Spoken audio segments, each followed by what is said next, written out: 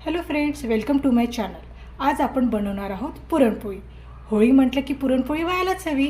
त्यासाठी लागणारं साहित्य आहे चणा डाळ, कणिक, गूळ, तूप, हळद आणि वेलची पावडर. मी इथे 1 वाटी चणा डाळला 1 वाटी गूळ वापरला आहे. तुम्हाला जास्त गोड हवं असेल तर तुम्ही अजून त्यामध्ये ॲड करू शकता. चला मग बनवूया आपली पुरणपोळी. सर्वात प्रथम चणा डाळ कुकरमध्ये पाणी टाकून 3 शिट्ट्या होईपर्यंत शिजवून घ्या. आता आपली चणा डाळ शिजून तयार आहे. ती अशी हाताने दाबून पाहायची. पहा, छान शिजली आहे. आता यामध्ये गूळ मिक्स करून 5 ते 10 मिनिटं मध्यम आचेवर शिजवून घ्या. पहा, आपली डाळ आता छान शिजून तयार आहे.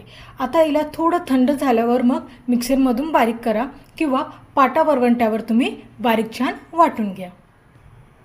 दुसरी पद्धत अशी आहे, डाळ शिजल्यावर आधी तुम्ही तिला पाटा वरवंट्यावर किंवा मिक्सरमधून वाटून घ्या आणि मग गूळ टाकून शिजून घ्या. असं केलं तरीसुद्धा चालेल.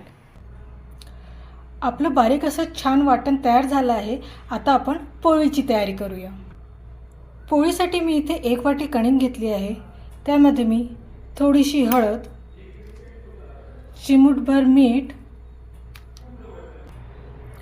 आणि तेल टाकून भिजवून घेऊया.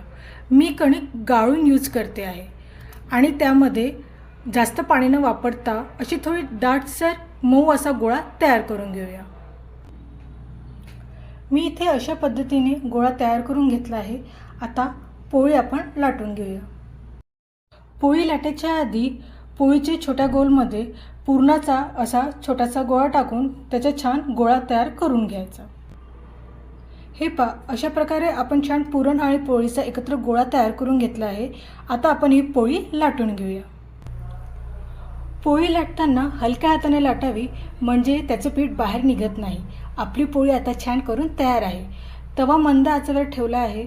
त्यावर पोळी छान भाजून घेणे.